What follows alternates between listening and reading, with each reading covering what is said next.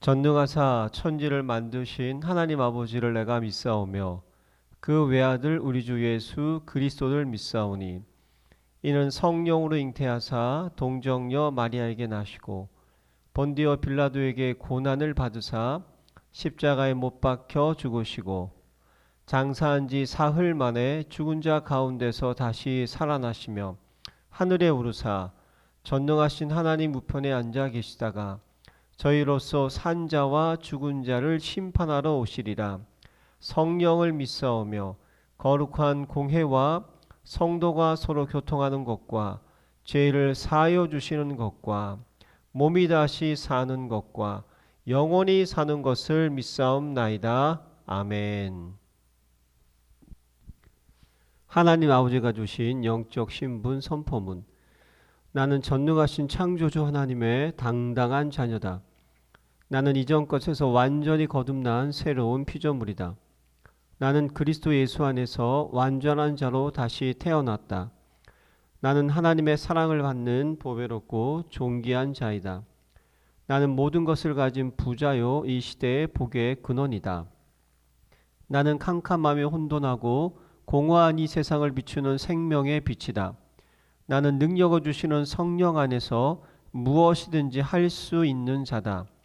나는 하나님의 자녀로서 주께서 주신 하늘과 땅의 상속자다. 나는 세계복음을 위해 선택받은 왕같은 제사장이다. 나는 천만 천사의 보호와 하늘의 영광을 누리는 하늘나라 백성이다. 아멘. 무한 정식기도 시간입니다. 잊지 마세요. 마지막 시험과 환란이 오기 전에 예배 성공해야 됩니다.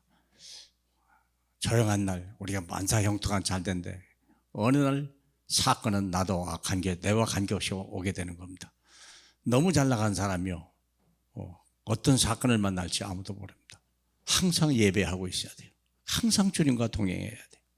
그러려면 예수의 말씀을 실현시켜라. 하나님의 말씀을, 강단 말씀을 꼭 실현시켜야 돼요. 히브리서 4장 2절 3절입니다.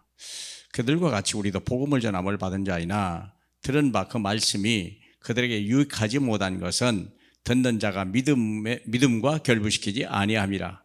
이미 믿는 우리는 저 안식에 들어가는 도다 그랬거든요. 말씀을 들을 때 내 영혼 속에, 내 생각 속에, 내 마음 속에 믿음이란 단어를 가지고 아멘 우리가 해야 돼요. 그래서 우리가 중요한 것입니다. 강단 말씀을 들으면 성취된 언약이 있고 성취될 언약이 있죠.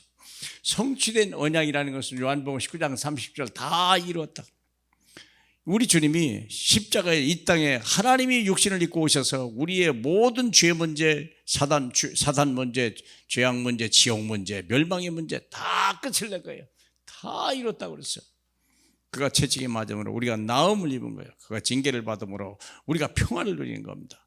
사랑하는 여러분, 다 예수님이 말하기를 다 이뤘다 이 말을 듣는 거예요. 이게 믿음입니다. 아, 예수를 믿는 순간 내게는 모든 문제는 더 이상 존재하지 않는구나. 이제는 성취될 말씀만 있는 거죠. 사도행전 1장 8절 이제는 우리가 하나님의 인도를 받게 되면 땅 끝까지 증인된다고 주님은 얘기했습니다. 하나님 여러분, 땅 끝까지 증인 만드는 게 주님의 뜻입니다. 알죠? 무슨 증인입니까? 말씀은 실현시키고 말씀은 반드시 성취된다는 그 증인입니다. 그래서 우리가 말씀을 듣고 가야 돼요. 강단 메시지 절대 잊으면 안 됩니다. 그러면 우리가 한점 문제 속에 와 있는 문제와 문제를 둘 때는 어떻게 할 거냐? 와 있는 문제는 어떻게 하는 거냐? 이 문제 속에 하나님의 계획이 있죠. 응답을 체험할 수 있는 기회다. 예수 그리스도 그 이름을 부르면서 인도받으면요 하나님이 천사를 통해서 다 해결해 버려요. 문제, 여러분이 지금까지 문제 남아있는 문제 있는가요? 거의 없다고 봐야 돼요. 그 문제는 해야 되는데 내가 상처를 받은 거고 나는 무능력하고 무기력하고 점점 우리가 잘못된 불신앙으로 빠지는 것뿐이죠. 그런데 우리가 그리스도를 딱 붙들고 있으면요 오는 모든 문제가 응답이고 발판이 되고 하나님의 역사가 일어난 거예요. 그래서 내게 주신 이제 미션이 있는 거죠. 이제 정인되려고 하는 이 미션도 성취된 말씀을 미리 확인하라. 미리 하는 거예요. 요셉이라고 하는 사람은 노예로 팔려갔는데도 불구하고 형들이 팔았거든요. 그런데요 전혀 흔들리지 않았어요. 왜? 성취될 말씀을 미리 확인했으니까 그래요. 흔들리지 않았어요. 창세기 45장 5절에 보니까요, 형들이 우리 나를 파는 것이 아니고 하나님이 그렇게 하셨다고 그랬어요. 자, 그렇다면 한 발짝 더 나가서 사건 속에서 어떻게 하냐? 하나님이 감춰준 계획을 봐라. 항상 믿는 자에게는요, 그 사건 속에 하나님이 감춰준 계획이 있어요. 심지어는 요한복음 9장에 보니까 날 때부터 눈을 보지 못하는 사람이 있는데 이게 부모의 죄입니까? 본인의 죄입니까? 그랬더니 주님은 한 말이 하나님의 계획이 있다 그랬어요. 하나님이 하시는 일이 있다고 그랬어요. 그렇기 때문에 우리는 어떤 사건을 만나도 사건을 해결하려고 하지 말고 피하려고 하지 말고 하나님이 감춰준 계획을 바라보라. 그것이 우리에게 할 일입니다. 하나님 여러분. 그래서 우리가 진짜 다니엘 같으면 그랬잖아요. 갑자기 막 사자굴에 집어넣으려고 그러는데 하나님이 더 큰 계획을 본 거예요. 바벨론 사람이 다 모여도 하나님이 감춰진 계획 속에 있는 다니엘을 이길 수 없습니다. 환난과 핍박이 왔습니까? 하나님의 시간표를 기다리고 끝까지 견디는 자가 승리합니다. 그게 뭔 말이냐? 예를 들어서 바울과 실라가요, 빌립보 감옥에 억울한 매를 받고 빌립보 감옥에 들어갔잖아. 귀신 쫓아냈다고 그래서 아무 잘못 당하는데, 근데 거기서 찬송하고 거기서 기도하고 그랬더니 죄수들이 다 듣고 갑자기 지진이 일어나더니 천사가 막 와가지고 모든 착고를 다 풀어버린 거예요.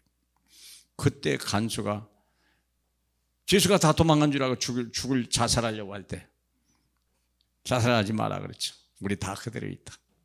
참 놀라운 얘기죠. 환난과 핍박이 와도 하나님의 시간표를 기다리라. 끝까지 견디는 자는 승리한다. 오히려 간수 앞에 증인이 되고 빌립보 교회가 세워지는 큰 시작이 됐죠. 당황하지 말고 흔들리지 말고 주님이 내 안에 계신다는 이 사실 하나 가지고 우리가 승리하시면 됩니다. 주님은 지금 나를 구원받은 나를 한 걸음 한 걸음 하나님의 영광과 하나님의 역사 속에 우리를 증인 만드시기 위해서 움직이고 계신 것입니다. 이전에 내가 내 인생의 주인 될 때와 이제 내 인생의 주인으로 오신 하나님의 아들이 내 안에 계실 때는 인생은 엄청나게 달라지는 것입니다. BC 비포 크라이스트와 내 인생의 에너 도미니가 분명히 구별되는 그런 신앙생활 되기를 주님의 이름으로 축복합니다. 할렐루야. 영광을 받게 합당하신 우리 주님, 우리를 너무 사랑하셔서 예수를 믿고 구원받게 하고 하나님의 자녀되게 하고 이제 어디에서 무슨 일을 만날지라도 그 사건 속에 두려워하지 말고 하나님의 영광과 하나님의 능력과 하나님의 계획을 말할 수 있는 이 시대의 바울 같은 저희 되게 하옵소서. 예수님의 이름으로 기도합니다. 아멘.